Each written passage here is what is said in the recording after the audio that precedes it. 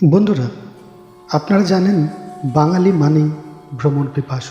আর এই ভ্রমণ পিপাসু বাঙালিদের জন্যে আজকে এই ভিডিওতে আছে বেশ কিছু ইনফরমেশন, যার থেকে আপনারা জানতে পারবেন কলকাতা থেকে মাত্র 4 ঘন্টার দূরত্বে আপনারা কোথায় উপভোগ করতে পারবেন জঙ্গল, পাহাড়, নদী ও ঝর্ণা। প্রকৃতি যেন অকৃপণ হাতে চারিদিকে বনবিথি দিয়ে সাজিয়ে তুলেছে এই জেলাটিকে। এই ঝাড়গ্রাম জেলার টোটাল আয়তন হল 3037 স্কোয়ার কিলোমিটার, যার মধ্যে আপনারা 2,68,249 হেক্টর শুধু কৃষি জমি পাবেন এবং বাকি 59,497 পুরোটাই ফরেস্ট এরিয়া।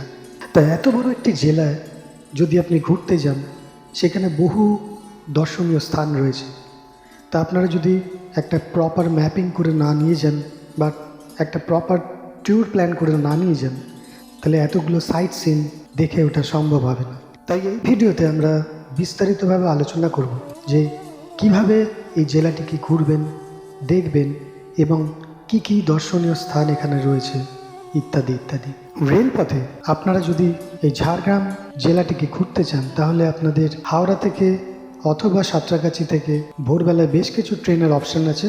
যেমন সাঁতরাগাছি থেকে একটা মেমু স্পেশাল আছে, যেটা 5:40 ছাড়ে। আরেকটি আছে যেটা হাওড়া থেকে জনশতাব্দী এক্সপ্রেস, খুব ভালো ট্রেন, 6:20 ছাড়ে। আরেকটি আছে ইস্পাত এক্সপ্রেস, 6:35 হাওড়া থেকে ছাড়ে। আর আরেকটি আছে যেটি আরেকটি মেমু এক্সপ্রেস, 10:05 ছাড়ে। তবে 10:05 ট্রেনটি আপনার না ধরাই ভালো, কারণ এটি করে যেতে হলে ঝাড়গ্রামে পৌঁছাতে বেশ খানিকটা লেট হয়ে যাবে। তা যে ট্রেনেই যান না কেন, আপনাকে নামতে হবে ঝাড়গ্রাম স্টেশন। আর আপনারা যদি আপনাদের পার্সোনাল গাড়িতে বা সড়ক পথে ঝাড়গ্রাম যেতে চান, তারা কলকাতা থেকে বম্বে রোড ধরে আপনারা কোলাঘাটের রাস্তায় যাবেন। তারপর কোলাঘাট থেকে যে রাস্তাটি বাঁদিকে নন্দকুমারের দিকে যাচ্ছে, সেটার দিকে না গিয়ে আপনারা খড়গপুর এক্সপ্রেস ধরবেন, এক্সপ্রেসওয়ে, যেটি সোজা খড়গপুর চৌরঙ্গীর দিকে যাচ্ছে।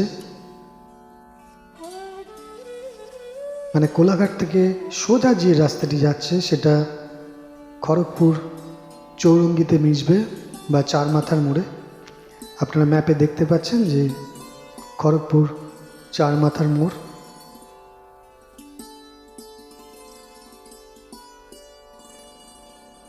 এটি হচ্ছে খড়গপুর চার মাথা মোড়।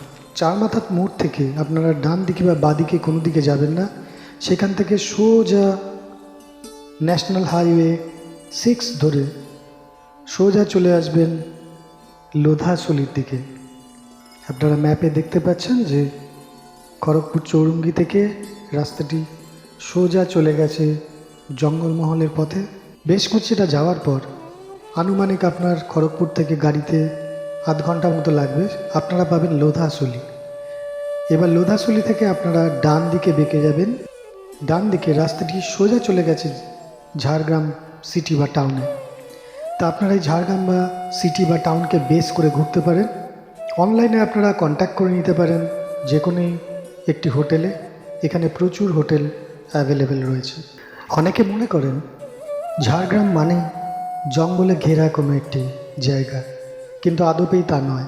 ঝাড়গ্রামের মতো বৈচিত্র্যপূর্ণ জায়গা খুব কমই আছে। এইবার ঝাড়গ্রামের ম্যাপটা আমরা একটু দেখে নিই, কারণ এই বিস্তীর্ণ জায়গা ঘুরতে গেলে আপনাকে আগে থেকে এই ঝাড়গ্রাম এরিয়াটাকে প্রপারলি দেখে নিতে হবে যে কোন জায়গাগুলি আমরা ঘুরবো বা কোন জায়গাগুলি আমরা ঘুরবো না। তো ঝাড়গ্রামের এই সাইট সিনগুলো ঘুরতে হলে আপনারা দেখবেন যে ঝাড়গ্রামে 3টে জোনে ভাগ করা যায়। প্রথমটা হচ্ছে আপনার ঝাড়গ্রাম জোন, যেটা আপনারা ম্যাপে দেখতে পাচ্ছেন। আর ঝাড়গ্রাম জোনের ঠিক উত্তর পশ্চিমে রয়েছে বেলপাহাড়ি জোন। আর ঝাড়গ্রাম এই শহরের দক্ষিণে রয়েছে আপনার গোপীবল্লভপুর জোন। তো ঝাড়গ্রাম ঘুরতে গেলে যে কটি দর্শনীয় জায়গা বা সাইট সিন রয়েছে, এই 3টি জোনের মধ্যেই সীমাবদ্ধ। তাই এইবার আমরা এই 3টি জোনের মধ্যে আলোচনা করব যে এই 3টি জোনে কি কি দেখার আছে বা কোন কোন সাইট সিন আপনারা ভিজিট করবেন। তা আমরা যদি 3 দিনের একটা ট্যুর প্ল্যান করি, তাহলে ডে 1-এ আমরা ঝাড়গ্রাম জোন দেখব, ডে 2-তে আমরা দেখব বেলপাহাড়ি জোন এবং ডে 3-তে আমরা দেখব গোপীবল্লভপুর জোন। তাহলে এবার দেখে নেওয়া যাক যে ডে 1-এ আমরা কি কি জায়গা ভিজিট করব। তা প্রথমেই আমরা দেখব সেটার নাম হচ্ছে চিখলিগড় কনক দুর্গা মন্দির। অত্যন্ত প্রাচীন এই মন্দির, কনক দুর্গা মন্দির, আপনারা অবশ্যই দেখবেন।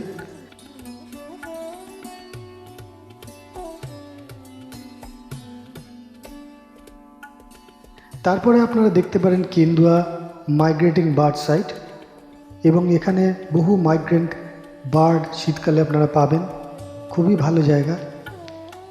তারপর আপনারা যেতে পারেন সীতা মন্দির। 350 বছরের প্রাচীন এই মন্দির, অত্যন্ত দর্শনীয় একটি স্থান, অবশ্যই আপনারা যাবেন। তারপরে আপনারা যেতে পারেন ঝাড়গ্রাম রাজবাড়ি।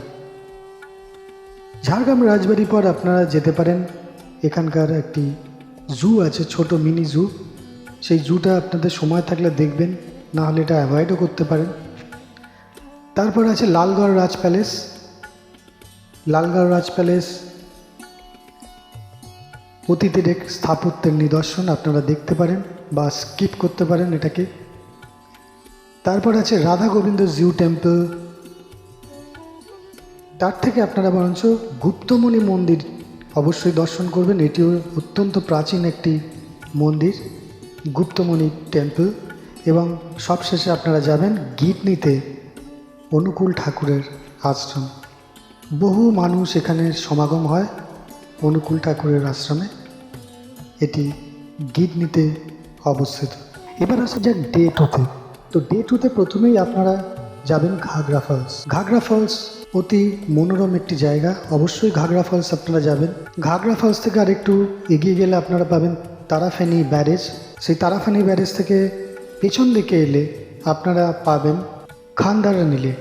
খান্দারানী লেক অবশ্যই আপনারা ভিজিট করবেন, খুব সুন্দর মনোরম জায়গা খান্দারানী লেক। খান্দারানী লেকের পরই তার পাশেই গদর্শিনী হিল আছে, গদর্শিনী হিল আপনারা দেখতে পারেন। এখানে ছোটোখাটো একটি ট্রেকিংও আপনাদের হয়ে যাবে। তারপর আপনারা যাবেন, এটি সবথেকে দূরত্ব, সবথেকে ডিস্টেন্স যে প্লেস, সেটা হচ্ছে কাকড়াঝোড়। সে কাকড়াঝোড় ফরেস্টে আপনাদের একটা হিল রাইডও হয়ে যাবে গাড়িতে। এখানে ছোটোখাটো একটা হিল রাইড হবে।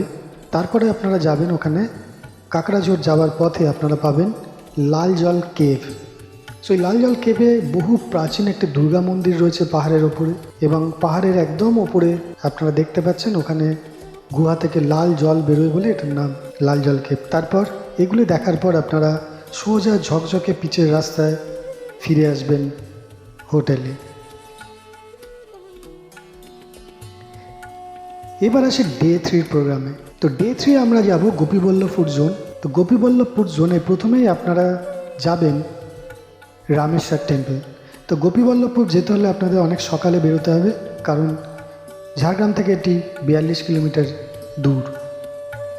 গোপীবল্লভপুরের রামেশ্বর টেম্পল দেখার পর ফেরার পথে আপনারা দেখে নেবেন তপবন আশ্রম।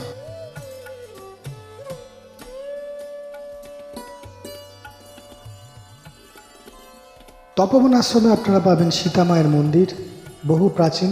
এখানে পাবেন বাল্মীকি মুনির সমাধিস্থল এবং লব কুশের জন্মস্থল। এটি হচ্ছে লব কুশের আঁতুড়ঘর, এবং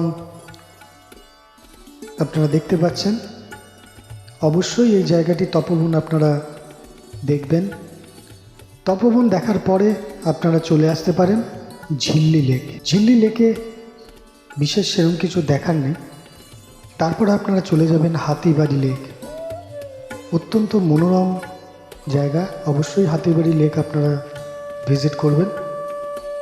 তো এই কটি জায়গা দেখার পর এবার আপনাদের আবার হোটেলে ফেরার পালা।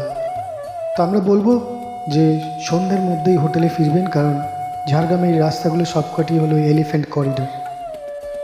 সৌভাগ্য হলে আপনারা হয়তো হাতির দর্শনও পেয়ে যেতে পারেন আপনাদের যাতায়াতের পথে। তো আজ এইটুকুই থাক। তো যদি এই ভিডিওটা আপনাদের ভালো লাগে অবশ্যই লাইক করবেন এবং সাবস্ক্রাইব করবেন আমার এই চ্যানেলটি। ধন্যবাদ।